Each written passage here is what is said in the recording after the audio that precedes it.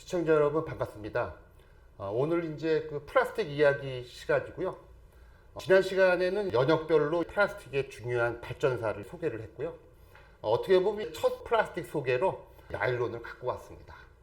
고분자 선생님들이 플라스틱을 소개할 때 폴리에틸렌과 같은 폴리올레핀을 제일 먼저 소개를 하는데요. 저는 이 나일론을 먼저 얘기를 하고 싶어서 오늘 나일론부터 소개를 하겠습니다. 이제 나일론을 소개하기 전에요. 여기 있는 사람 한 분을 이제 소개를 하고요. 이분의 이름은 캐로서스. 영어로 하면 캐로서스 이렇게 하는데요. 한글로 이제 학생들한테 얘기할 때 캐로더스라고도 이제 하시는 분이에요. 어떻게 보면 이제 좀 날카롭게 생겼죠. 이분은 이제 화학자입니다. 케미스트입니다. 그래서 이제 이분을 잠깐 소개를 하고 나일론에 대해서 이제 말씀을 드리겠습니다. 보통 이제 고분자 같은 경우도 좀 카테고리가 세 가지로 나눠집니다. 고분자 화학이 있고요. 그 다음에 이제 고분자 물리가 있고, 그 다음에 이제 고분자 가공. 세 가지 카테고리로 나눠지는데요. 시청자 여러분, 저는 이제 전공이 유기화학하고 고분자 화학입니다. 그러다 보니까 저는 좀 케미스트리를 좋아하고요. 나일론도 어떻게 보면은 이제 그 유기화학, 특히 케미스트리의 성과에 의해서 만들어진 그런 플라스틱이고, 그것을 이제 개발한 요 캐로서스라는 분, 요 분도 이제 어떻게 보면 화학자죠. 아주 눈매가 날카롭죠. 보통 화학자들은 조금 이제 꼬장꼬장하고 아주 엄밀하고 아주 엄격해야 됩니다. 그렇지 않으면 저 화학하다가 다치거든요. 그래서 요 분의 이제 그 일생부터 소개를 하고요. 그 다음에 이제 나일론 얘기를 이제 소개를 하겠습니다.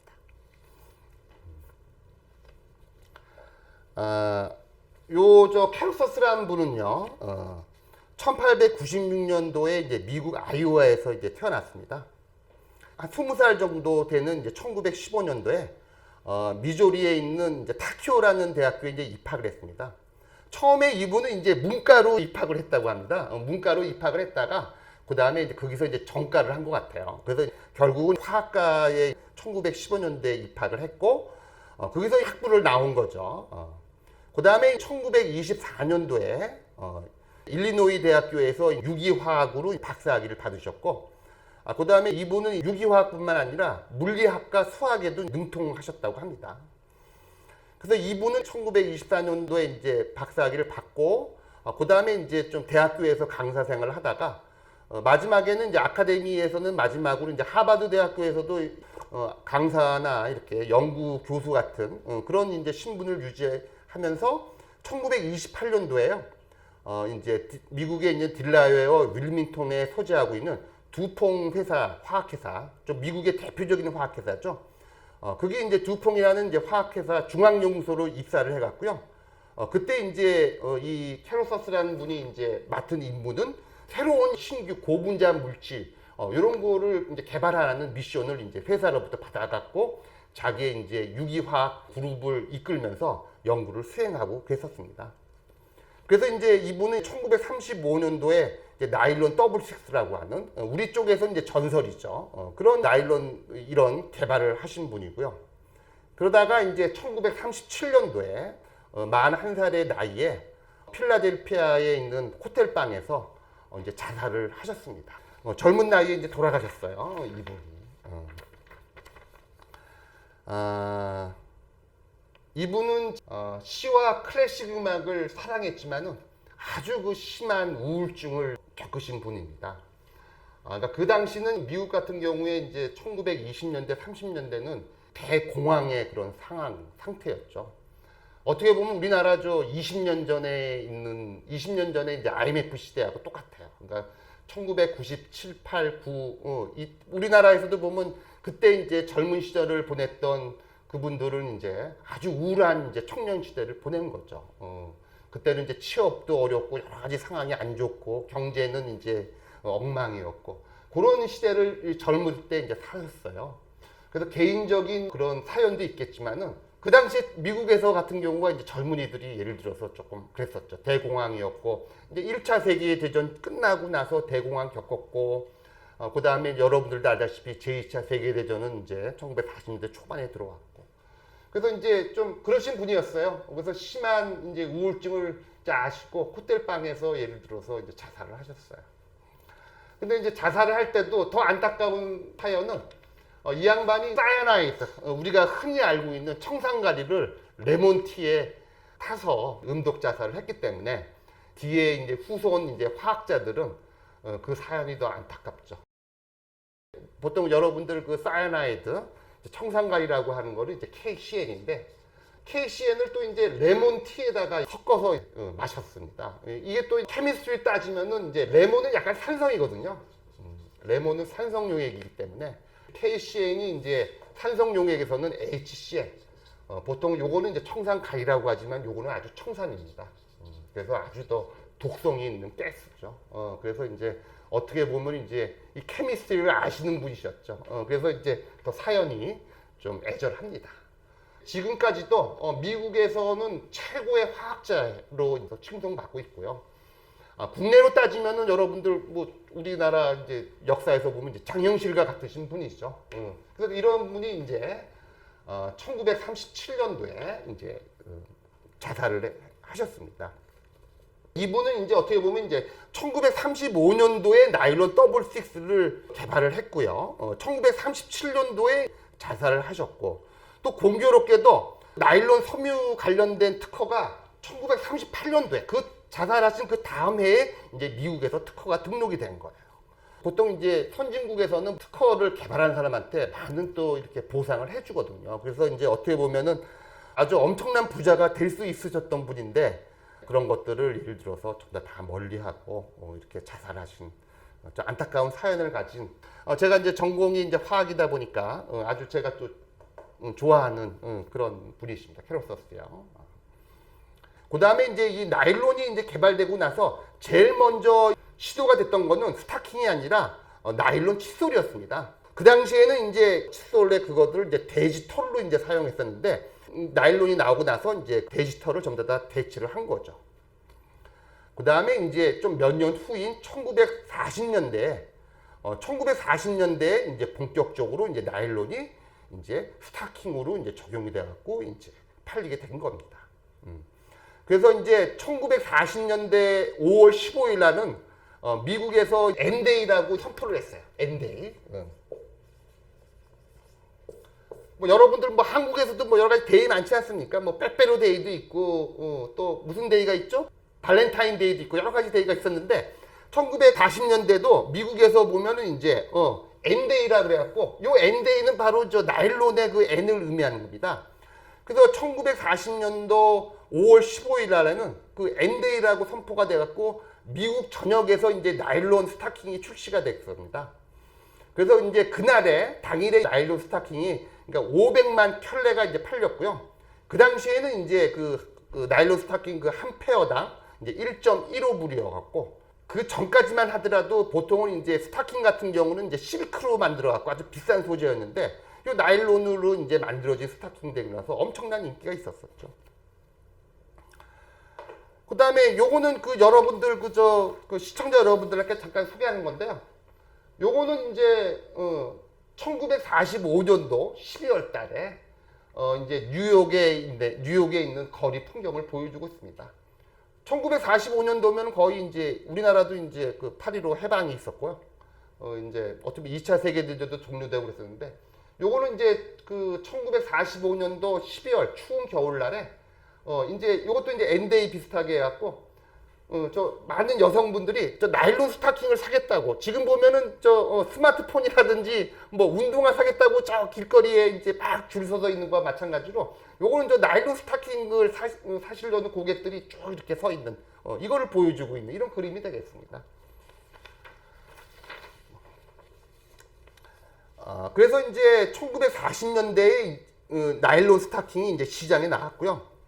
그 다음에 이제 시간은 지나갔고 이제 1941년도에 12월 7일 날에 이제 미국이 이제 제2차 세계대전을 참전을 했고요. 그때 이제 바로 뭐 여러분도 지난번에 몇 번 얘기한 것 같은데 그 전투기 조종사가 반드시 입고 있어야 될 거가 이제 낙하산이지 않습니까? 그래서 이제 그 전에는 예를 들어서 낙하산이 전부 다 실크로 만들어졌는데요.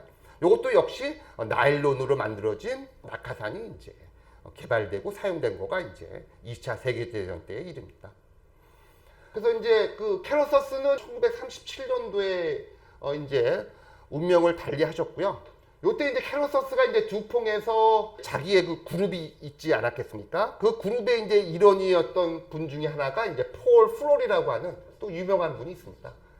폴 플로리라고 이제 어떻게 보면 이제 캐로서스가 이제 그 만든 그 팀의 이제 멤버였는데 이분이 이제 계속해서 이제 고분자에 대한 연구를 더 많이 하셔갖고 어떻게 보면 이제 캐로서스의 제자였던 분이 이제 열심히 연구해갖고 1974년도에는 이제 플로리가 이제 노벨 화학상을 받았습니다. 어떤 이런 분이셨습니다. 그래서 이제 이분은 이제 하여튼 뭐 요런 그 스토리를 갖고 있는 아주 제가 좋아하는 사람이고요. 이분은 뭐 여러 가지 업적이 많은데 일단은 나일론, 폴리아마이드. 보통 여러분들 그 저 화학적으로 보면 요 NH기를 많이 갖고 있는 것들을 우리들은 아마이드라고 그러는데 폴리아마이드라고 그러는데 요 폴리아마이드를 개발하신 분이고요. 1935년도에. 요거가 이제 브랜드 이름으로 이제 나일론을 사용한 거고요. 그 밖에도 이분은 이제 폴리에스터 개발에도 아주 중요한 역할을 하셨고요. 그 다음에 이제 최초의 합성고무에 보면은 이제 그 클로로프렌이라고 있습니다. 보통 이제 부타디엔에 이제 CL끼리 갖고 있는 거. 이거 클로로프렌인데요. 요것도 최초의 합성고무도 이제 개발하는데 이제 큰 업적을 이제 끼치신 분이시죠. 브랜드 이름은 이제 네오프렌이라고 이제 사용하였지만.